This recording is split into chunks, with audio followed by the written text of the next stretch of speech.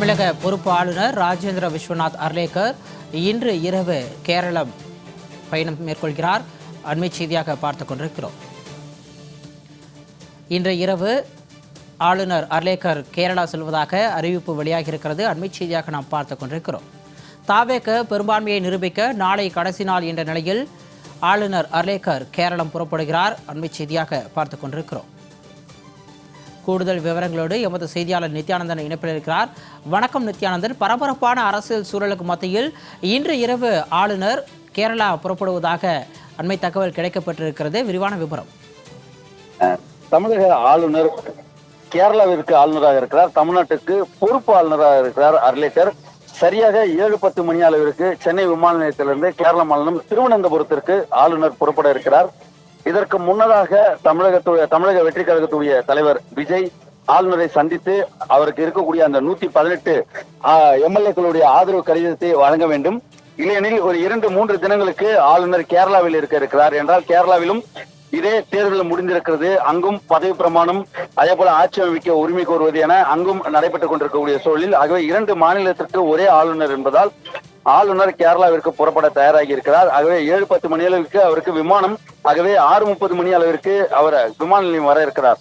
சரியாக இன்னும் ஒரு 2 மணி நேரத்திற்குள்ளாக தாவேகாவுடைய தலைவர் விஜய் அவருடைய 118 எம்எல்ஏக்களுக்கான ஆதரவு கடிதத்தோடு ஆளுநரை சந்தித்து அவர் அந்த கடிதத்தை கொடுத்தால் ஆளுநர் அதன் பிறகாக பொறுப்பு தமிழ்நாட்டு முதலமைச்சராக பதவி பிரமாணம் வைப்பதற்கான அந்த தேதியை கூறுவார் என எதிர்பார்க்கப்படுகிறது.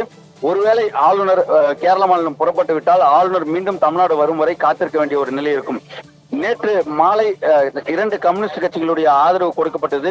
அதன் பிறகாக விடுதலை சிறுத்தைகள் கட்சியுடைய ஆதரவிற்காக சுமார் 15-16 மணி நேரத்திற்கு மேலாக கடந்து சென்று கொண்டிருக்கக்கூடிய சூழலில் அதிகாரப்பூர்வமாக இன்னும் விடுதலை சிறுத்தைகள் கட்சி கூட்டணியில் இது தவேகாவிற்கு ஆதரவு கொடுக்கிறோம் என்று கூறவில்லை. இருந்த போதிலும் ஆதரவு கொடுக்க இருக்கிறார்கள் என்பதான 100% தகவல் என்பது வெளியே இருக்கிறது.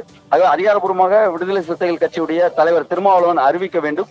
தற்போது வரை அது அறிவிப்பு வெளியாகவில்லை. இருந்த போதிலும் ஆதரவு கொடுக்கிறார்கள். அந்த ஆதரவு கடிதத்தை தாவேகா தலைவர்கள் 2ஆம் கட்ட தலைவர்களிடம் கொடுக்க வேண்டும். அதன் பிறகாக அவர்கள் விஜயிடம் கொடுத்து விஜய் ஆளுநரை சந்தித்து நேரில் அந்த கடிதத்தை வழங்க வேண்டும்.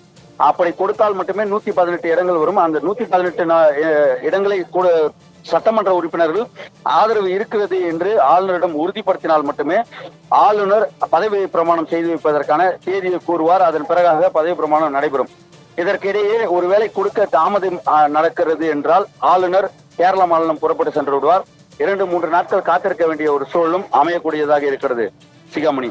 ஆனால் தற்பொழுது தவேகாவுடைய தலைவர் விஜய் பட்டினப்பாக்கம் இல்லத்தில் தற்போது ஆலோசனையில் ஈடுபட்டு வருகிறார். ஆகவே விடுதலை சிறுத்தைகள் கட்சியுடைய அந்த ஆதரவு கடிதத்திற்காக காத்திருக்கிறாரா அல்லது வேற ஏதும் அடுத்த கட்ட நடவடிக்கையாக காத்திருக்கிறாரா என்ற ஒரு கேள்வியும் இந்த நேரத்தில் எழதான் செய்கிறது.